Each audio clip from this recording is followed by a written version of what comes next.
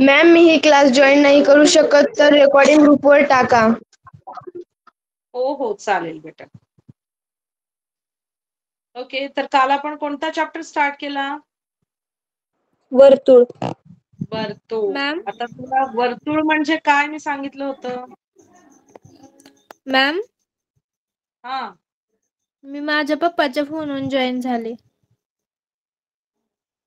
Okay, एक minute. काय नाव आहे? मोक्षदा माने. Okay fine. हा, माने. ओके. वर्तुळ म्हणजे काय मी सांगितलं होतं? कोणाला आठवतंय का रे वर्तुळ म्हणजे काय सांगितलं होतं? एनीबडी? वर्तुळ म्हणजे काय? एका बिंदूपासून अनेक बिंदू तयार करणारा जो असतो तो वर्तुळ असतो. ओके, अजून डिटेल मध्ये आठवा बघू मी काय सांगितलेलं. व्यवस्थित जसं मी सांगितलं होतं तसं.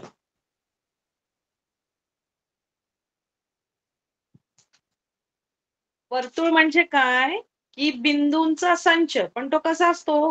एका ठराविक बिंदूपासून ठराविक अंतरावर असलेल्या बिंदूंच्या संचाला काय म्हणतो आपण?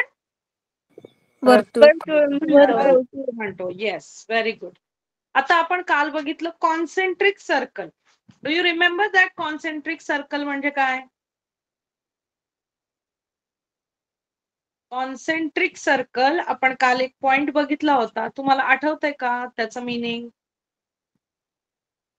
शब्दामध्येच त्याचं मीनिंग आहे कॉन्सेंट्रिक. कॉन्सेंट्रिक. समकेंद्री वर्तुळ आहे का? Yes, very good. म्हणजे समकेंद्री म्हणजे एकच केंद्र असणारे. म्हणजे ज्या एका केंद्रबिंदूतून अनेक वर्तुळ तुम्ही काढू शकता त्याला म्हणायचं कॉन्सेंट्रिक सर्कल. बघा इथे एक आकृती मी तुम्हाला दाखवली होती काल. ही जी सेकंड आकृती आहे कॉन्सेंट्रिक सर्कल्स म्हणजे काय? एकच सेंटर आहे आणि त्या सेंटर पासून इथे एक सर्कल बनवलंय आणि इथे एक सर्कल बनवलंय. म्हणजे तुम्ही याच सेंटरला कन्सिडर करून वेगवेगळ्या रेडियस घेऊन म्हणजे त्रिज्या वेगवेगळी घेऊन तुम्ही असंख्य असे वर्तुळ बनवू शकता. Yes or no? Yes ma'am. आणि कॉन्ग्रुएंट सर्कल म्हणजे काय की ज्या दोन सर्कलची त्रिज्या ही सारखी असते. म्हणजेच ते दोन वर्तुळ जे असतात ते आयडेंटिकल असतात. म्हणून त्याला म्हणायचं congruent circles. Okay. Yes ma'am. Okay. आणि नेक्स्ट होता इथे थर्ड पॉइंट होता इंटरसेक्टिंग सर्कल्स. म्हणजे दोन सर्कल जर एकमेकांना छेदत असतील म्हणजे इंटरसेक्ट करत असतील दोन वेगळ्या बिंदूंमध्ये. इथे बघा या सर्कलने इथे या बिंदूमध्ये इंटरसेक्ट केलंय आणि या बिंदूत पण इंटरसेक्ट केले. म्हणून या दोन सर्कलला आपण म्हणू शकतो इंटरसेक्टिंग सर्कल्स. ओके. त्याच्यानंतर आपण बघितलं होतं जो पहिला प्रमेय तुम्ही ऑलरेडी 9th मध्ये जो शिकला होता ते प्रमेय आपण बघितलं की वर्तुळाच्या केंद्रबिंदूतून समोरच्या जीवेवर टाकलेला लंब हा त्या जीवेला विभागतो. कसं? दोन समान भागामध्ये म्हणजेच दुभाजतात. ओके. दुभाजने म्हणजे काय? बायसेक्टिंग म्हणजे काय? टू इक्वल पार्ट्स मध्ये डिवाइड करणे. ओके. तर अशा पद्धतीचं जर तुम्हाला प्रमेय माहित असेल तर तुम्ही रेडियस शोधू शकता किंवा लंब याची लांबी शोधू शकता किंवा तुमचं डीई ही जी कॉर्ड आहे त्याची पण तुम्ही लेंथ मोजू शकता. ओके. आता सेम तसंच एक इथं उदाहरण दिलंय. आता तुम्ही आन्सर सांगायचे. ऑलरेडी हे आपण एक्सप्लेन केलेले. बघा इन दी ऍडजॉइनिंग फिगर म्हणजे या आकृतीमध्ये सेगमेंट क्यू आर म्हणजे सेगमेंट क्यू आर जो दिलेला आहे क्यू आर हा काय आहे रे? क्यू आर सेगमेंट काय आहे? जीवा. वर्तुळाची जीवा. येस, वर्तुळाची जीवा आहे. तर आणि सेंटर ओ दिलेला आहे. पी हा दिलेला आहे मिड पॉइंट आहे कॉर्ड क्यू आर चा. म्हणजे it is already given that P is the mid point. What is the meaning of midpoint? That QP distance, whatever it is, same distance of PR also. Okay. हे mid पॉइंटचं meaning आहे की जिथं क्यूपीचं अंतर जे काही दिलं असेल तेच सेम डिस्टन्स पी आरचं असेल. ओके, इथे त्यांनी काय दिलंय क्यू आर.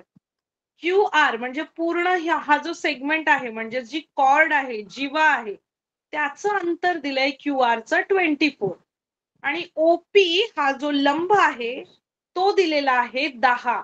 ठीक आहे, तर आता आपल्याला शोधायचंय की रेडियस काय असेल वर्तुळाची. चला स्टार्ट करा सॉल्व करायला. आन्सर ज्याचं होईल त्यांनी सांगायचं आहे. आधी स्टार्ट करा, त्याच्यानंतर मी स्क्रीनवर सॉल्व करते. क्वेश्चन असा आहे की तुम्हाला काय करायचंय, वर्तुळाची रेडियस शोधायची म्हणजे त्रिज्या शोधायची. तुम्हाला ओपी याचं अंतर दिले 10, क्यू आर दिलेला आहे 24, याच्या मदतीने तुम्हाला रेडियस शोधायची. ओके, आकृती सगळ्यांच्या लक्षात आली असेल. आता तुम्हाला आन्सर शोधायचे. मी पण माझ्या स्क्रीनवर सॉल्व करते, तुम्हीही ट्राय करा आणि त्याच्यानंतर कोणाकोणाचे आन्सर करेक्ट येतात ते आपण बघूया. ओके, इथे आता रेडियस याची आपल्याला लांबी शोधायची आहे. क्यू ती आर माहिती बरोबर नाहीये. 26 सेंटीमीटर.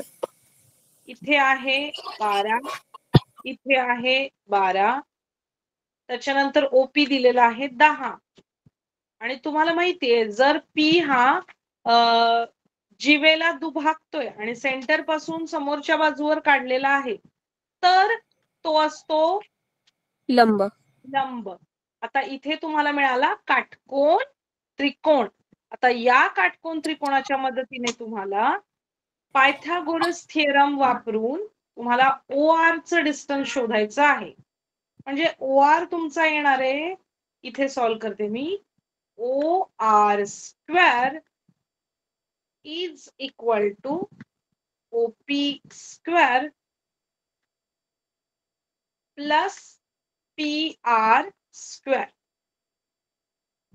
ओके, मग ओपी आहे तुमचा 10, 10चा वर्ग अधिक पी आर किती आहे 12, 12चा वर्ग. इथे येणार, हा येणार 100 आणि हा येणार 144. म्हणजे इथे तुम्हाला आन्सर आलं 244. करेक्ट आलं का रे? पण हा काय आला आपल्याला, क्यू आर वर्ग मिळाला. Yes or no? सगळ्यांना समजतंय का रे? Yes ma'am. तुम्ही याला काय करणार, वर्गमुळात लिहिणार. तर हा सॉल्व करता येतोय का तुम्हाला? Yes ma'am. हा, तर आता तुम्हाला हा नंबर अशा प्रकारे स्प्लिट करायचा आहे की ज्यामध्ये एक नंबर स्क्वेअर आला पाहिजे. तुम्ही 4 हा नंबर जरी घेतला, 4,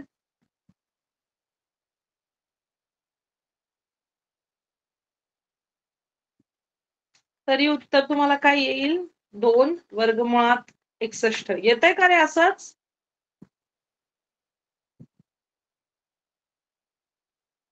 yes or no? Yes ma'am. सगळ्यांना समजलं का काय केलं आपण? या 244 या नंबरला आपण 4 गुणिले 61 अशा फॉर्म मध्ये लिहिलं, ज्यामध्ये 4 हा वर्ग आहे 2चा, म्हणून 4चं वर्गमूळ सॉल्व करून आपण 2 हे आन्सर काढलं आणि 61 रूट मध्ये येणार. आठवलं, समजलं?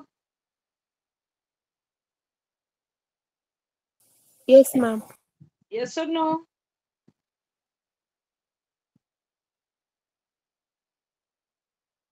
ओके, तर आता आपण यामध्ये कोणाला काही डाऊट आहे का?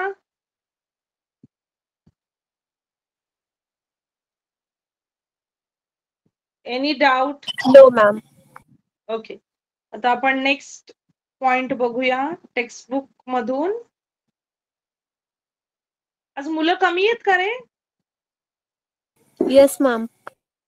नवरात्रीमुळं का एक्झाम मुळे? एक्झाम. Okay okay.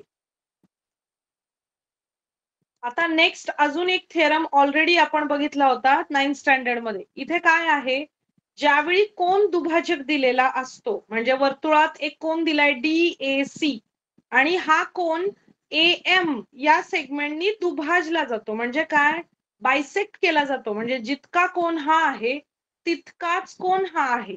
आणि तुम्हाला M हा सेंटर दिलाय आणि या सेंटर वरून समोरच्या जीवेला एक लंब टाकलाय आणि याच सेंटर वरून समोरच्या म्हणजे AC या जीवेवर लंब टाकलेला आहे.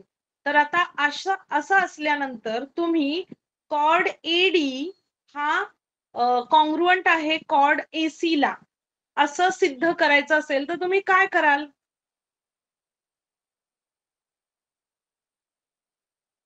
मी पुन्हा एकदा सॉल्व करण्याच्या स्क्रीनवर तुम्हाला शेअर करते ही आकृती आणि तिथे आपण त्याचं एक्सप्लेनेशन बघू. ओके. नेक्स्ट आहे, आपल्याला सिद्ध करायचंय की ते कॉर्ड दोन सारखे का आहेत. बघा आता स्क्रीनवर तुम्हाला हा एक त्रिकोण आहे आणि हा एक त्रिकोण आहे. Yes or no?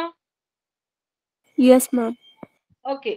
आता बघा या त्रिकोणामध्ये हा 90 अंशाचा आहे, म्हणजे नक्कीच हा पण 90 अंशाचा असेल, कारण दोन्ही असतात लिनियर पेअर अँगल, म्हणजे एकाच लाईनवर झालेले दोन angle.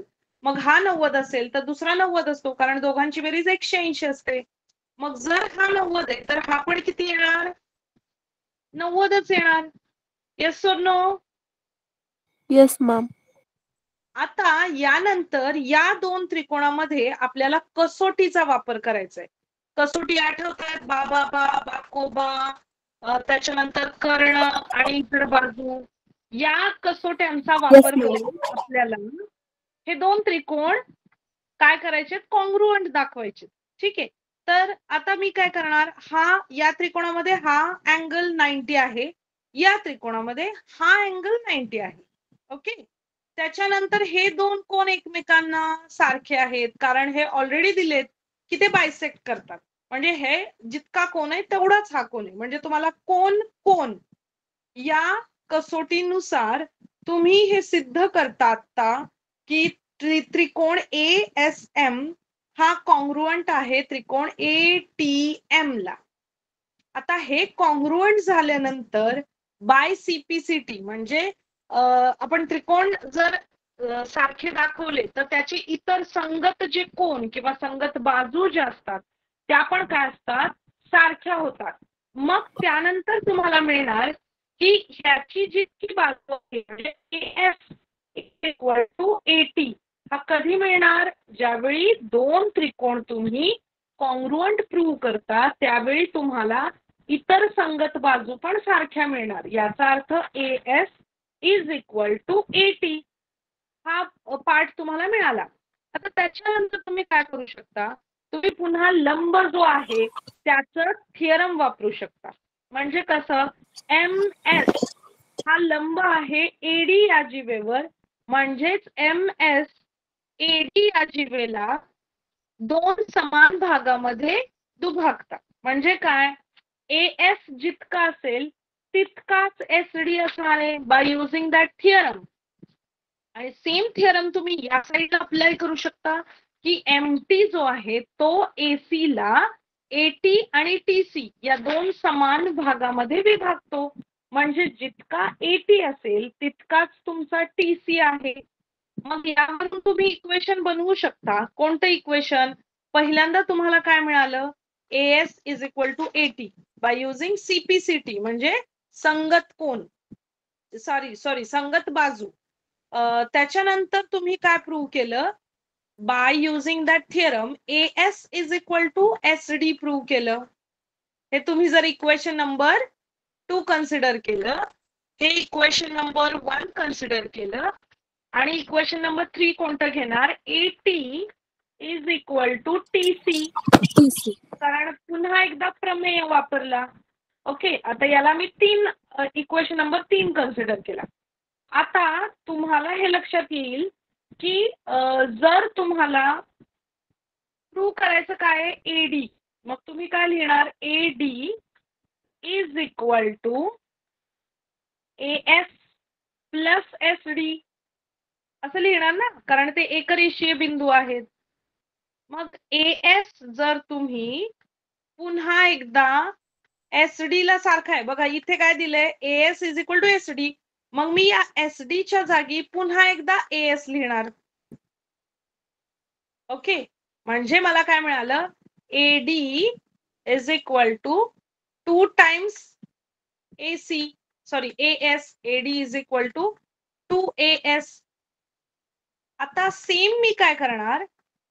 AT plus TC is equal to AC. आता AT जेवढा आहे तेवढाच TC आहे, म्हणजे पुन्हा एकदा AC इज इक्वल टू 2 काय मिळणार? AC. पण तुम्हाला माहितीये की AS हा जो आहे तो इथे AT ला इक्वल ऑलरेडी मिळालाय, म्हणजे या AS ला आणि तुमच्या या इक्वेशन मध्ये AT ला याचं इक्वेशन काय मिळणार तुम्हाला? AC is equal to 2 times AT. आणि यामध्ये बघा, याची उजवी बाजू जी AS आहे आणि याची उजवी बाजू AT आहे, या जर आपण या इक्वेशन नुसार बघितल्या तर AS is equal to AT, म्हणजे हा जो AS आहे तो AT ला इक्वल आहे. म्हणजे या दोन इक्वेशन मध्ये राईट हँड साइड इक्वल मिळाली, म्हणजेच तुमचा AD is equal to AC. हा जो AD आहे पूर्ण, हा AD is equal to AC. म्हणजे तुम्हाला दोन जीवा या सारख्या मिळाल्या, ज्या इथं तुम्हाला प्रूव्ह करायच्या होत्या. बघा स्टेटमेंट हे जे आहे ते काय होतं की prove that chord AD is same like chord AC. म्हणजे AD is equal to AC prove करायचं होतं, ते आपल्याला या इक्वेशन नुसार प्रूव्ह झालं. आता समजलं काय काय केलं आपण? Yes ma'am. आपण पहिल्यांदा दोन त्रिकोण कॉन्ग्रुअंट दाखवले, त्याच्यानंतर त्याच्या संगत बाजूनुसार AS इक्वल दाखवली AT ला.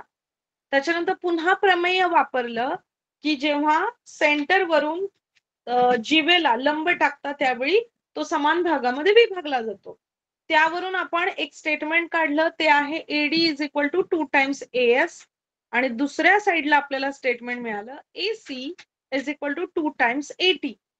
But AS is equal to AT. We already found that.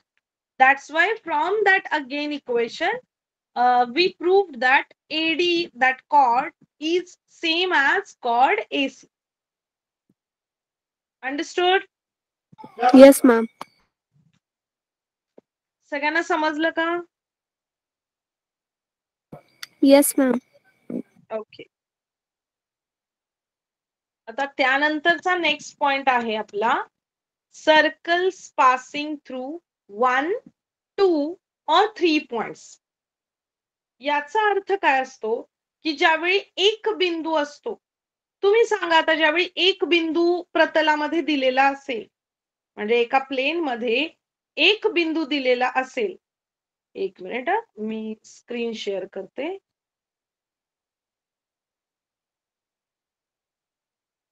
Okay, हा आहे आपला next point, circles passing through 1, 2 or 3 points. आता जर प्रतलामध्ये एक बिंदू असेल तर तुम्हाला काय वाटतं रे, एका बिंदूमधून किती सर्कल आपण ड्रॉ करू शकतो?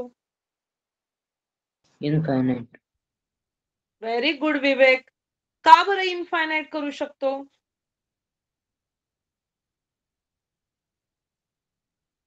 का इनफायनाइट करू शकतो?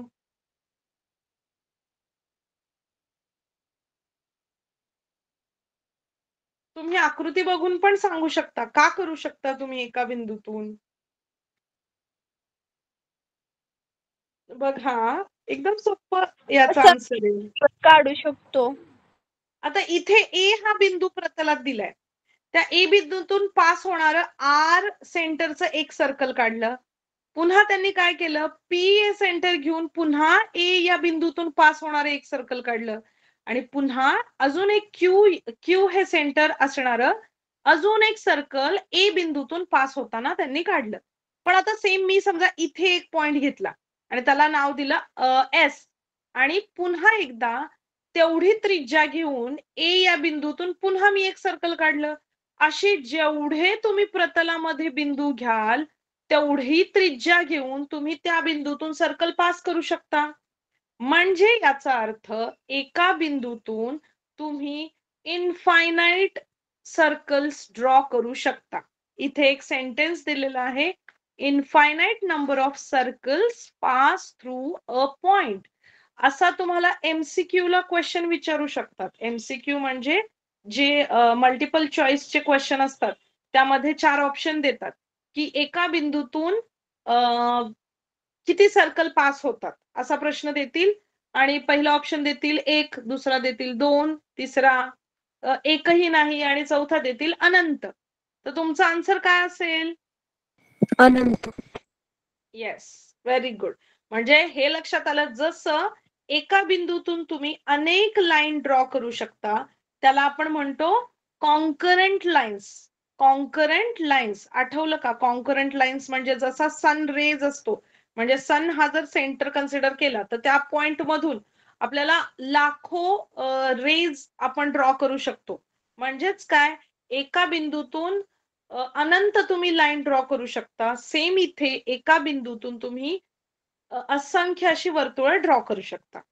हा त्याचा अर्थ आहे. ओके.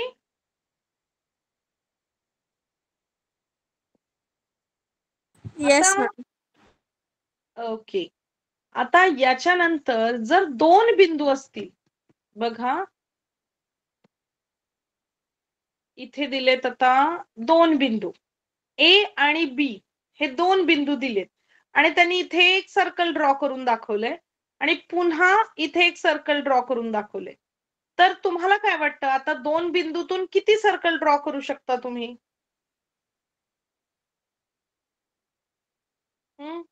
काय वाटतं तुम्हाला?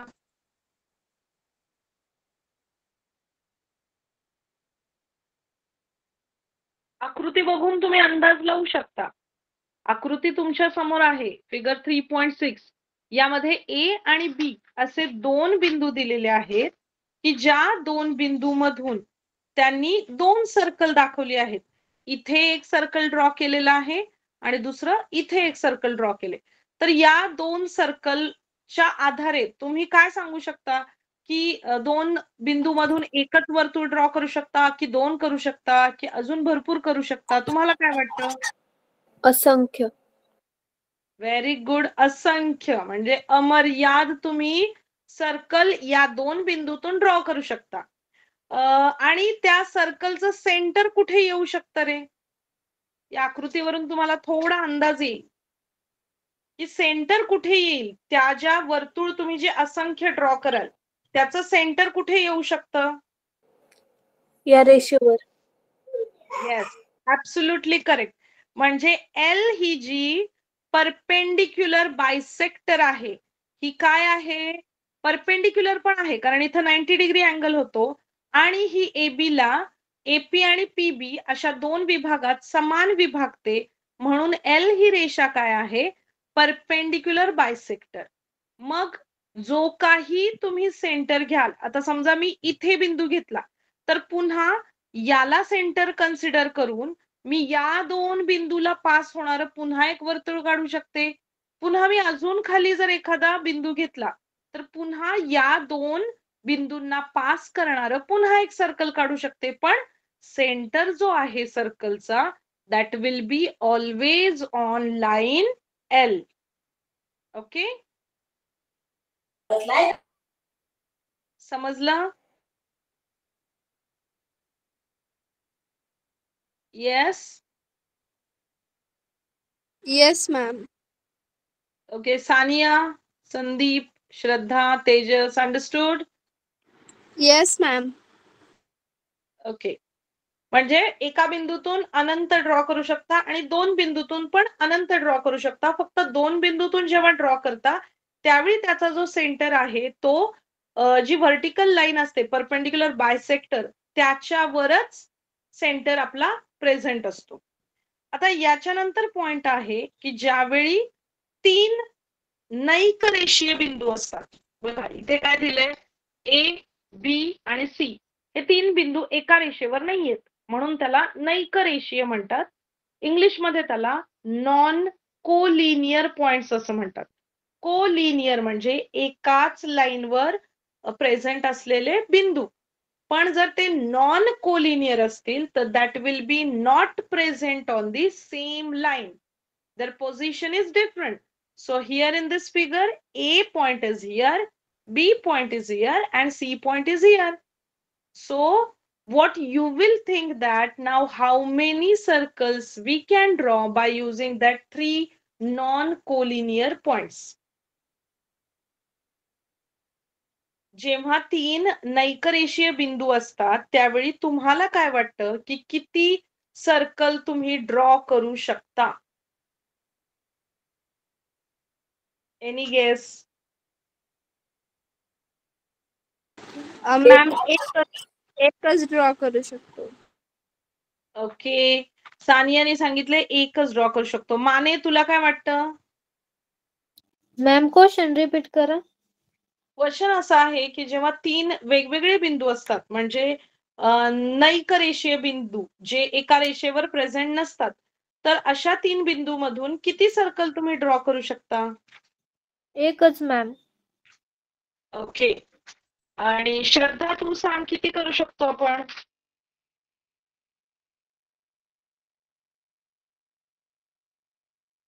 विवेक, तेजस तू सांगशील किती करू शकतो आपण ड्रॉ?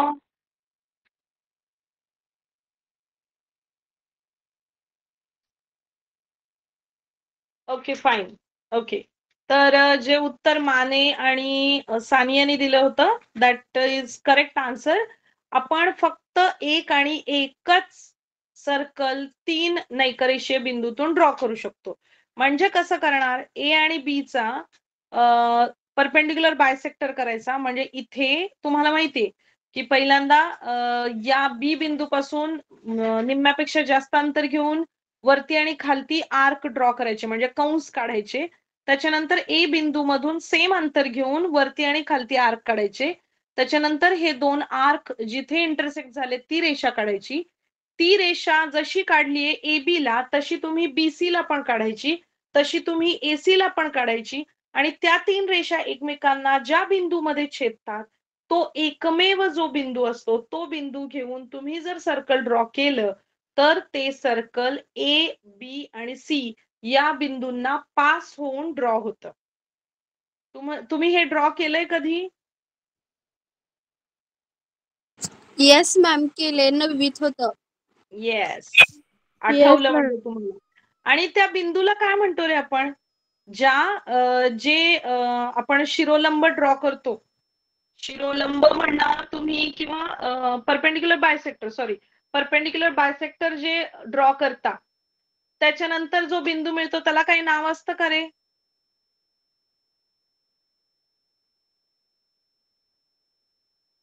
असतं का?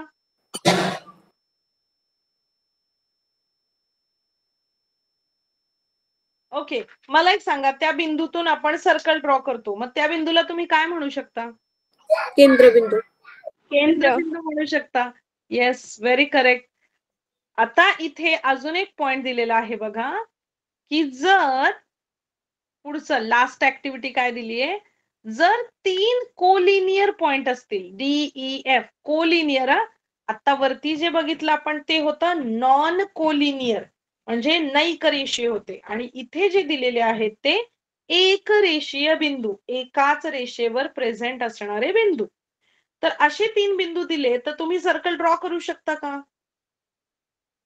No ma'am. No. Y?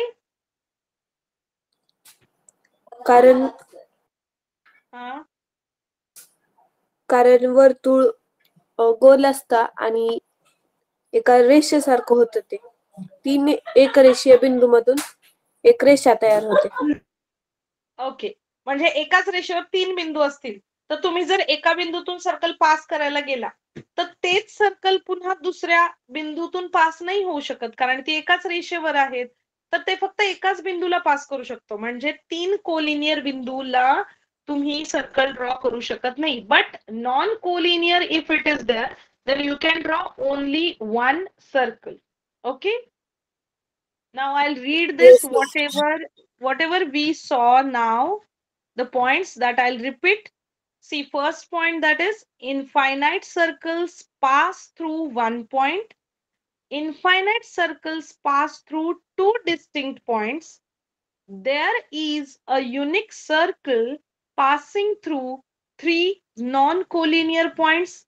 And last one, it is no circle can pass through three collinear points. These are the points that are very important for the MCQ type of question. MCQ मध्ये याच्या बेसिसवर तुम्हाला question विचारू शकतात. Okay, जर तुम्हाला ही idea clear असेल, then you will get the answer. Okay? Yes, ma'am. Yes. Okay, next point आहे आपला सेकंड अँड टँजेंट. आता 3 आकृत्या तुम्हाला दिसतायत.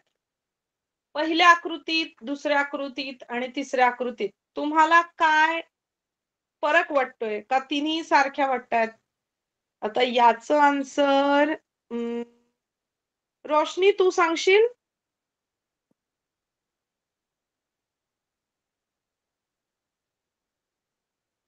किंवा संदीप? स्पर्शिका आहे मॅडम. आ काय झालं संदीप? आवाज नाही आला. स्पर्शिका आहे मॅडम सेकंड. ओके, सेकंड जी दिसतीये ती स्पर्शिका दिसतीये असं म्हटलं का तू? Yes madam. ओके, आणि बाकी दोन मध्ये काय फरक आहे? जी पहिली आणि तिसरी आहे, सेकंड तू सांगितली की ती स्पर्शिका आहे. बाकीच्या दोन काय वाटतात, स्पर्शिका आहे नाही? फरक काय आहे त्यामध्ये?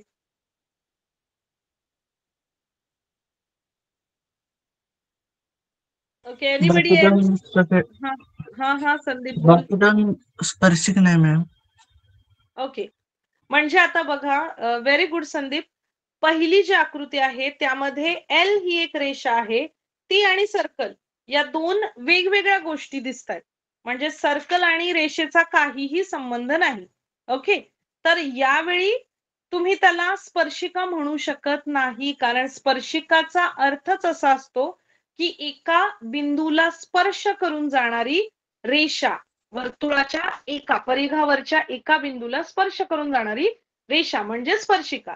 मग ती तुम्हाला आकृती क्रमांक 2 मध्ये दिसते. म्हणजे इथे जो बी सेंटर असणारं सर्कल आहे, त्या सर्कलला त्याच्या परिघावर म्हणजे सर्कम्फरन्सवर एक पी पॉइंट आहे. त्या पी पॉइंटला रेषा एम टच करून जाते, म्हणजे स्पर्श करून जाते. That's why M line is called as tangent. English मध्ये त्याला टँजेंट म्हणतात आणि मराठीत त्याला स्पर्शिका असं म्हणतात. ओके, आणि तिसरी जी आकृती आहे, जी एन रेषा दिलीये, ती वर्तुळाच्या 2 बिंदूला छेदून जाते. स्पर्श करून जाणे म्हणजे स्पर्शिका आणि छेदून जाते म्हणून त्याला आपण काय म्हणतो? काय म्हणतो छेदिका. आपण? सांगेल छेदिका. Very good. आता इथे इंग्लिश मध्ये दिलंय बघा की in the figure above not a single point is common in line L and circle with centre A. यामध्ये काहीही कॉमन नाहीये.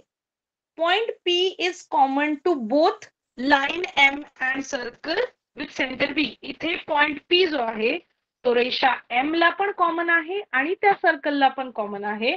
That's why M is called a tangent of the circle. M ला आपण काय म्हणतो? स्पर्शिका. That is tangent. And point P is called as point of contact.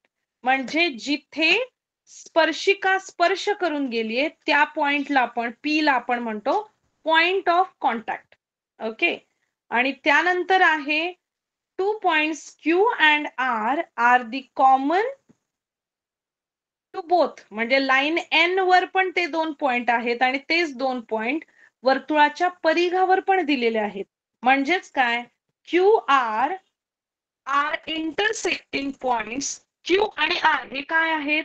Intersecting points आहेत. कशाचे? लाईन एन आणि सर्कलचे.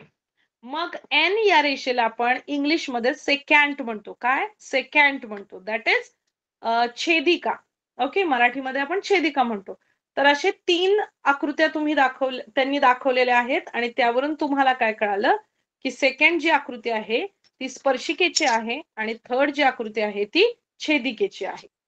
दोन्हीतला फरक कळाला. स्पर्शिका only touches that circle at one point and second it intersecting that circle within 2 points. Okay. Yes, ma'am. Ma'am हाँ मेरे को एक क्वेश्चन था। हाँ क्यूआर जीवा होऊ शकते क्या? कोणती?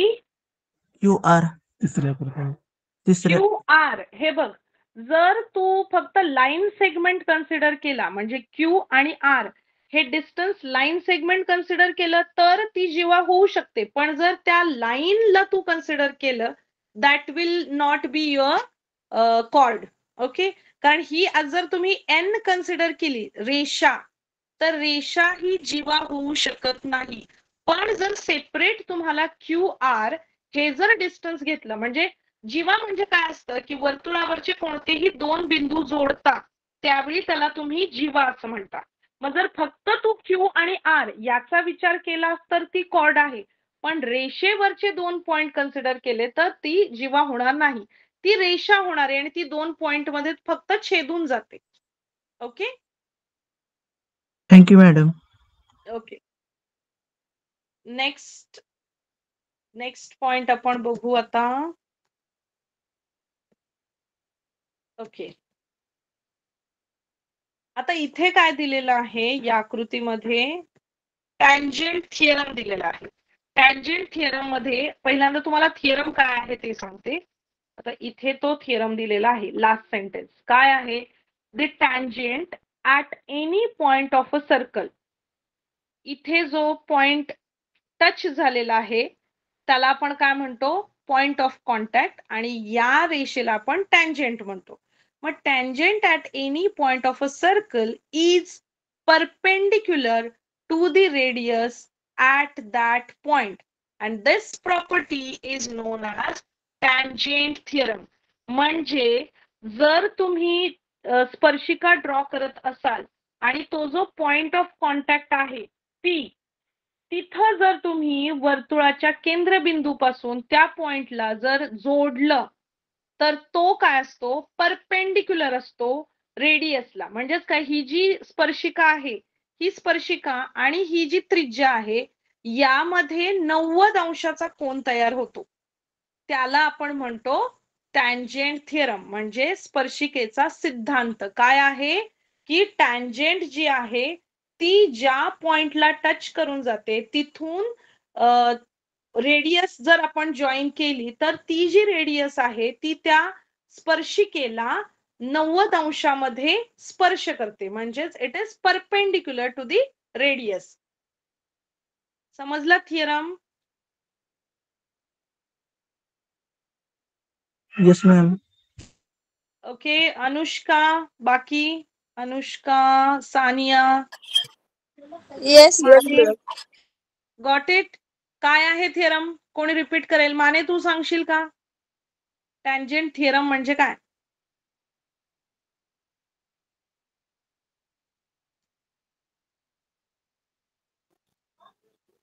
हा, मॅम तुम्ही दुसऱ्यांना सांगता का? मी रिपीट करू का? का दुसरा कोणाला चान्स देऊ? ओके, अनुष्का तू सांगशील का? Yes ma'am. हा, स्पर्शिकेला त्रिज्या ही लंब असते. म्हणजे स्पर्शिकेला काढलेली त्रिज्या ही स्पर्शिकेला लंब असते. म्हणजे तेथील पी हा कोन 90 अंशाचा होतो. Okay okay, fine fine. आणि तेजस तू सांगशील का स्पर्शिका म्हणजे काय असतं? आता जे आपण शिकलो स्पर्शिका, छेदिका, त्या मॅम स्पर्शिका सांगू म्हणजे का? काय? हा चालेल, माने तू सांगितलं तरी चालेल. म्हणजे मॅम एखाद्या ह्याला म्हणजे वर्तुळाला स्पर्श करून गेलेली रेषा तिला स्पर्शिका असे म्हणतात. ओके. आणि ती किती बिंदूमध्ये स्पर्श करू शकते? एकच बिंदूमध्ये स्पर्श करते. Yes ma'am, Okay. एकच. Very good. आता एक क्वेश्चन आहे, तुम्ही बघा तुम्हाला काय वाटतंय आन्सर. एका वर्तुळाला तुम्ही किती स्पर्शिका काढू शकता? अनंत. असंख्य. का बरं काढू शकता असंख्य? कारण वर्तुळावर अनेक बिंदू असतात आणि त्या प्रत्येक बिंदूमधून आपल्याला स्पर्शिका काढता येते.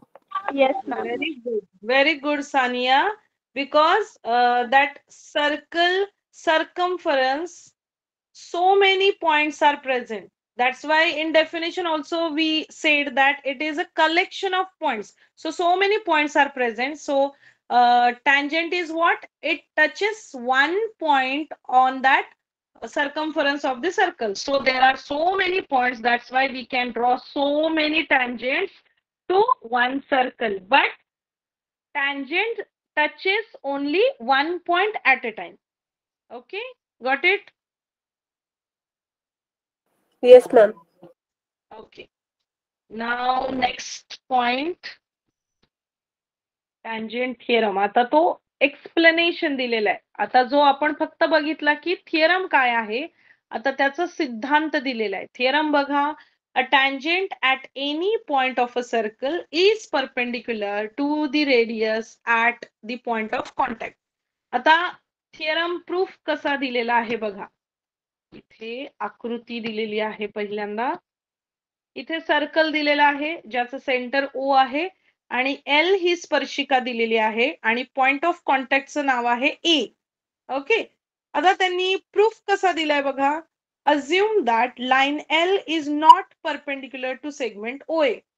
त्यांनी पहिलं असं सांगितलं की तुम्ही असं कन्सिडर करा की जी लाईन L आहे ती OA ला परपेंडिक्युलर नाहीये. आता परपेंडिक्युलर नाहीये याचा अर्थ काय दिलाय बघा त्यांनी पुढं. Segment OB is drawn perpendicular to line L. Segment, एक मिनिट, इथे आता इथे काय दिले बघा. सेगमेंट OB जो दिलेला आहे तो परपेंडिक्युलर ड्रॉ केलेला आहे लाईन L ला. आता इथे पुन्हा एकदा नेक्स्ट लाईन काय दिली. Of course B is not same as A. B आणि A हा वेगवेगळा दिलेला आहे. ठीक आहे. Now take a point C on L. आता एक अजून एक पॉइंट घ्या C की जो लाईन L वरच प्रेझेंट आहे. आता त्यांनी कंडिशन काय दिली की such that ABC that lie on the same line that is L. म्हणजे एकाच रेषेवर ABC असे 3 बिंदू दाखवलेले आहेत. आणि आता कंडिशन काय दिली त्यांनी की BA is equal to BC. आता ही कंडिशन का झाली BA is equal to BC. जर तुम्ही दोन असे वेगवेगळे बिंदू घेतले तर ते एक रेषीय बिंदू घेतलेले आहेत A, B आणि C आणि त्यांनी कंडिशनच तशी दिली की BA is equal to BC आहे. आता BA is equal to BC का आहे कोण सांगेल. BA is equal to BC का दिला.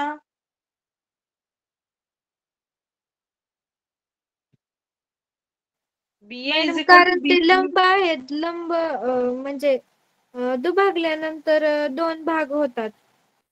ओके. मग आता याच्या पुढे त्यांनी काय दिलं की आता जर 2 त्रिकोण तुम्ही कन्सिडर केले. कोणते 2 त्रिकोण. OBC आणि OBA. या त्रिकोणामध्ये बघा segment BC is equal to segment BA.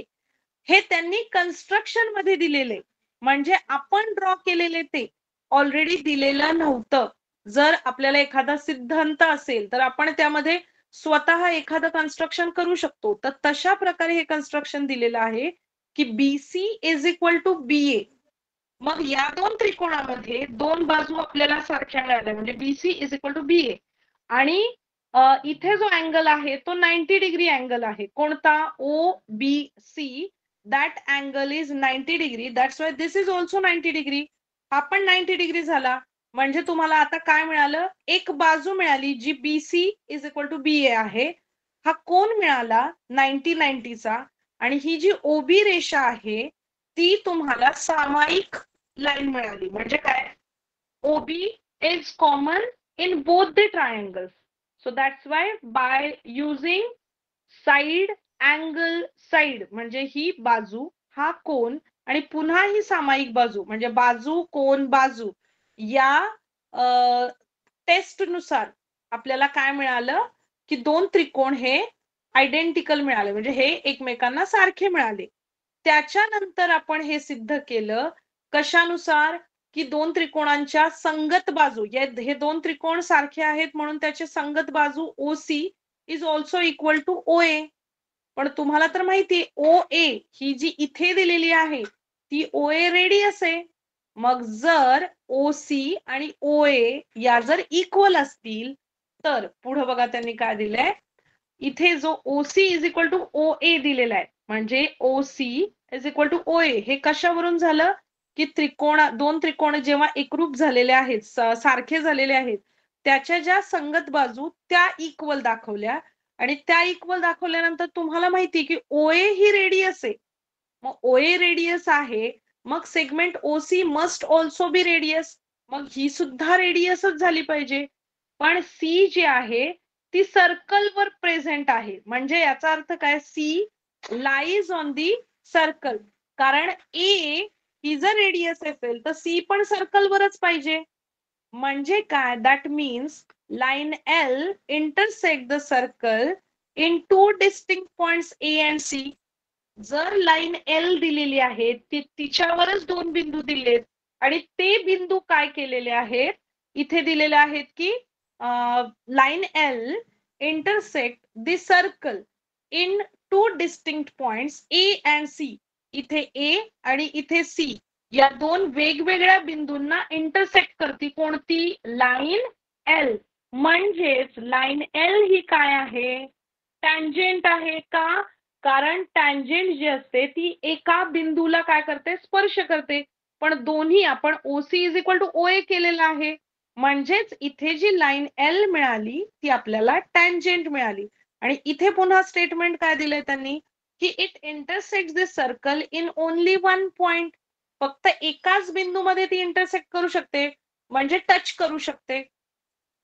त्याच्यानंतर काय दिलंय की R assumption that line L is not perpendicular to radius OA is wrong.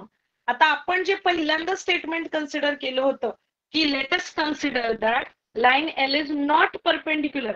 पण जर आपल्याला ती टच करून जातीये म्हणजे तो बिंदू जो आहे ती लाईन त्याला टच करून जाते आणि ती जर रेडियस असेल तर नक्कीच आपलं जे अज्युम केलेलं स्टेटमेंट होतं that is wrong. So that's why we proved here that line L he G line L आहे that is perpendicular to radius OA. समजलं का? Yes ma'am. Yes ma'am. Okay. आणि जरी काही डाऊट असेल तरी तुम्ही पुन्हा एकदा रीड करा जी काही आकृती 2 दिलेल्या आहेत त्या एकदा गो थ्रू करा तुम्हाला रीड केल्यानंतर अजून एकदा लक्षात येईल. ठीक आहे okay ma'am. Okay ma'am. Okay ठीक आहे. तर आता सध्या होमवर्क नाही आज तुम्ही जे काही आपण शिकलो आज सर्कल वेगवेगळ्या बिंदूत म्हणजे कोणकोणत्या बिंदूमधून किती सर्कल ड्रॉ करू शकता टँजेंट म्हणजे काय किंवा सेकंड म्हणजे काय या सगळ्या टर्म्स ज्या आहेत त्या पुन्हा एकदा फक्त रीड करा. Okay that will be your homework only reading. Okay ma'am. Ma'am okay. हा हा प्रमेय पडलेला आहे का पेपरला? पेपरला आता सध्या माझ्याकडे क्वेश्चन पेपर नाहीये लेटेस्ट पण तुम्ही एकदा जरी लक्षात आला ना थिअरम की कशा प्रकारे सिद्ध केले तुम्हाला कन्स्ट्रक्शन करायची होती आणि दोन त्रिकोण तुम्हाला सारखे प्रूव्ह करायचे होते हा एवढा जरी कॉन्सेप्ट तुमच्या लक्षात आला तरी तुम्ही ऍज इट इज लिहू शकता जे काही प्रमेय आहे ते. एकदा मी बघेन हा थिअरम येतो का एक्झामला आणि त्याच्यानंतर तुम्हाला कन्फर्म सांग. ठीक आहे फक्त ह्यावरचे गणित येतात. Yes ma'am. उदाहरण तर आपण सुरुवातीलाच पाहिलं जेव्हा स्टार्ट केलं होतं आपण तेव्हा लंब Yes. जो आहे त्याच्यावरचे. ओके चलो next point we will discuss in next class. Okay, अभ्यास करा. All the best for your exam. चलो, bye bye. Thank you, ma'am. Bye. Bye bye. Night, ma'am. Take care. Good night. You bye also. Ma'am.